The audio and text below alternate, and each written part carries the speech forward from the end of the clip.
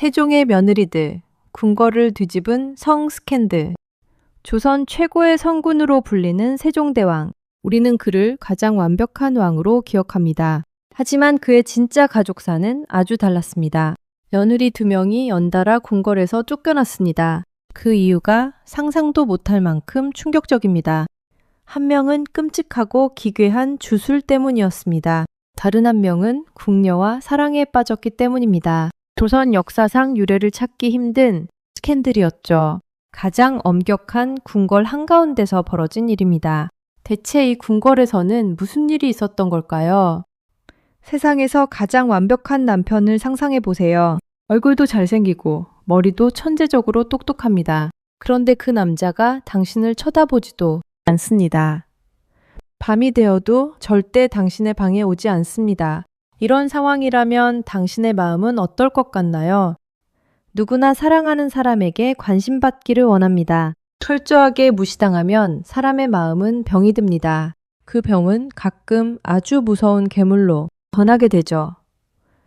이 이야기는 사랑받지 못한 사람들의 비극입니다. 그리고 아주 외로웠던 2 여자의 이야기입니다. 세종대왕의 첫째 아들 문종은 완벽한 남자였습니다.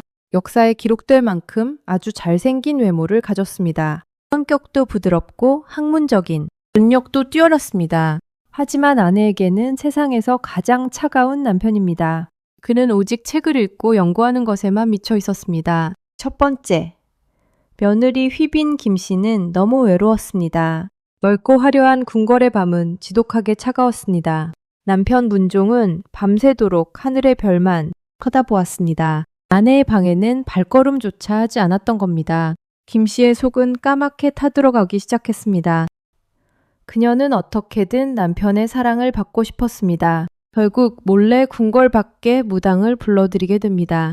무당은 아주 기괴하고 소름 돋는 방법을 알려줍니다. 남편이 좋아하는 여자의 신발을 몰래 훔치라는 겁니다. 그 신발을 불에 태워 가루로 만들라고 시켰습니다. 신발을 태운 가루를 남편에게 몰래 먹이려고 했습니다.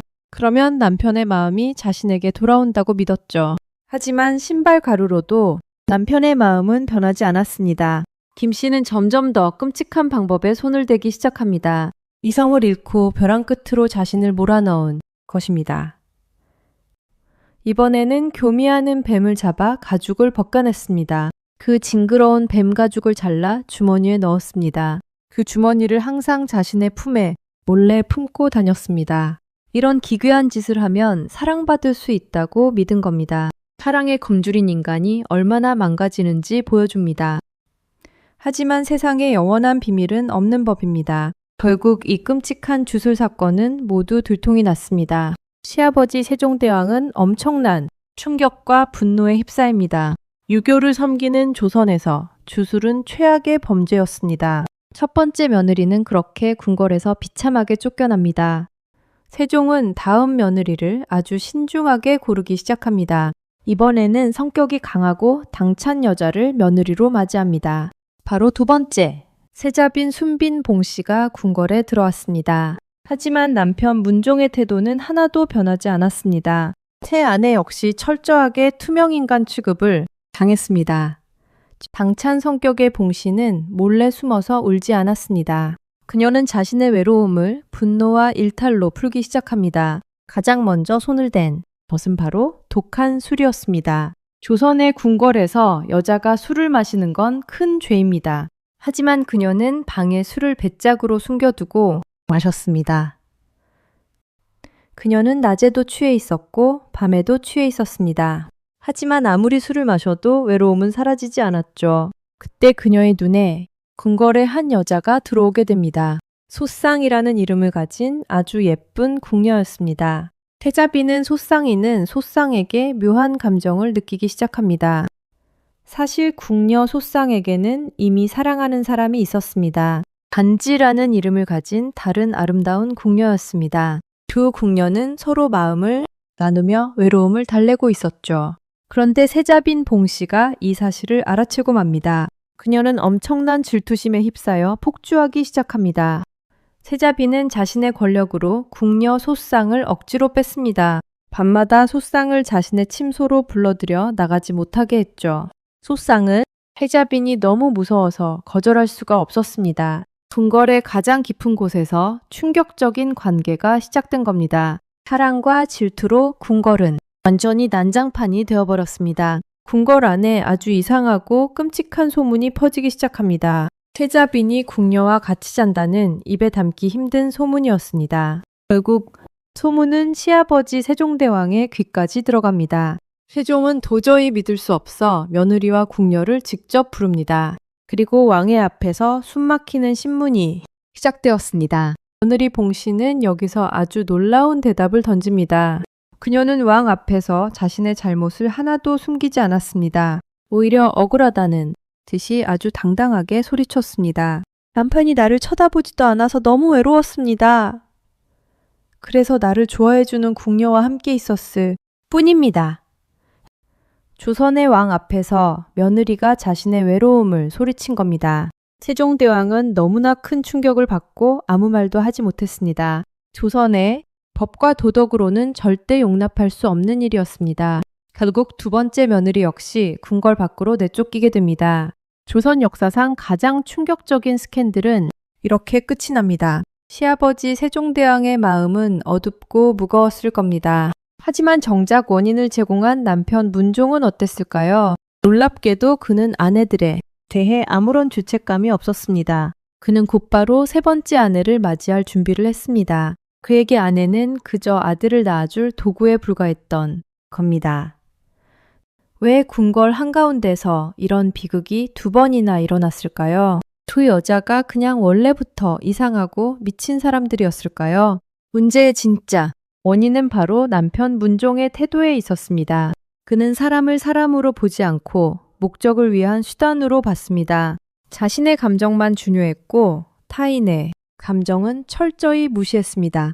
궁궐이라는 화려한 공간은 그녀들에게 숨막히는 감옥이었습니다. 아무리 비싼 옷을 입고 맛있는 음식을 먹어도 소용없었습니다. 사람은 누군가에게 존재를 인정받을 때 살아갈 힘을 얻습니다. 하지만 그녀들은 오직 대를 이을 기계로만 취급당했습니다. 도구로 취급받은 인간의 마음은 반드시 썩어 들어가게 됩니다. 수백 년 전 조선시대 궁궐에서 벌어진 옛날 이야기 같습니다. 하지만 이 이야기는 지금 우리의 삶과 아주 무섭게 닮아 있습니다. 지금 우리의 집안 풍경을 한번 천천히 되돌아보시길 바랍니다. 우리는 가족을 위해 매일매일 뼈 빠지게 고생하며 일합니다. 돈을 벌어오면 내 역할을 완벽하게 다했다고 굳게 믿습니다. 하지만 정작 내 옆에 있는 사람의 눈을 제대로 본 적이 있나요? 가족을 그저 내 삶을 유지시켜주는 부품으로 생각하지는 않나요? 아내는 집안일을 완벽하게 해내고 아이를 키워야 하는 사람, 남편은 밖에 나가서 무조건 돈을 많이 벌어와야 하는 기계. 우리는 서로를 사람으로 보지 않고 역할로만 평가하고 있습니다. 저녁, 식탁에 마주 앉아서도 서로의 얼굴을 쳐다보지 않습니다. 각자의 스마트폰만 뚫어지게 바라보며 밥을 밀어 넣습니다. 분명히 같은 공간에 있지만 우리는 완벽하게 혼자입니다. 가장 가까운 사람에게 소외당할 때 인간은 가장 아픕니다. 현대인들은 조선시대 며느리들보다 훨씬 더 깊이 외롭습니다. 외로움에 지친 사람들은 결국 잘못된 곳에서 위로를 찾습니다. 어떤 사람은 매일 밤 독한 술에 의지하며 속을 태웁니다. 어떤 사람은 도박이나 위험한 취미에 자신의 삶을 던져버립니다. 또 어떤 사람은 파괴적인 인간관계에 빠져 가족을 망가뜨립니다. 사랑받지 못해 괴물이 되어버린 두 명의 며느리와 똑같습니다. 당신은 완벽주의자, 문종입니까? 아니면 외로운 세자빈입니까? 회사에서 인정받는 것만이 당신 인생의 전부라고 믿고 있나요? 성공이라는 목표를 위해서라면 가족의 외로움은 무시해도 될까요? 가장 가까운 사람을 철저하게 도구로 대하고 있지는 않습니까? 그렇다면 당신의 집도 결국 차가운 궁궐처럼 변하고 말 겁니다. 반대로 당신이 끝없이 외로운 세자빈의 입장일 수도 있습니다. 아무리 곁에 사람이 많아도 텅 빈 우주에 혼자 버려진 기분. 네, 마음을 진짜로 알아주는 사람이 세상에 하나도 없는 느낌. 그 깊고 무서운 외로움을 지금 어떻게 견뎌내고 있으신가요? 당신의 영혼이 천천히 시들어가는 것을 스스로 느끼지 않나요? 인간은 아주 단순하고도 연약하게 만들어진 존재입니다. 누구나 있는 그대로 사랑받고 존재를 인정받기를 원합니다. 아무리 통장에 돈이 많고 으리으리한 아파트에 살아도 똑같습니다. 나를 따뜻하게 바라봐주는 단 한 사람의 눈빛이 필요합니다. 그 진실한 눈빛 하나가 사라지면 인간의 영혼은 병들기 시작하죠. 오직 돈을 버는 일에만 미쳐서 가장 소중한 것을 잃지 마세요. 지금 당신의 곁에서 당신의 따뜻한 눈빛을 기다리는 사람이 있습니다. 화려한 선물이나 엄청난 이벤트가 필요한 것이 절대 아닙니다. 그저 눈을 맞추고 오늘 하루 어땠냐고 물어봐주는 것입니다. 당신의 작은 관심이 누군가를 살리는 생명수가 될 수 있습니다. 역사는 우리에게 아주 뼈아픈 교훈을 조용히 전달합니다. 사람을 도구로 대하는 순간 모든 비극이 시작된다는 사실입니다. 오늘 저녁에는 스마트폰을 잠시 내려놓고 옆 사람을 바라보세요. 그리고 가장 다정한 목소리로 그의 이름을 한번 불러주세요. 그 작은 행동 하나가 당신의 궁궐을 따뜻하게 지켜줄 것입니다.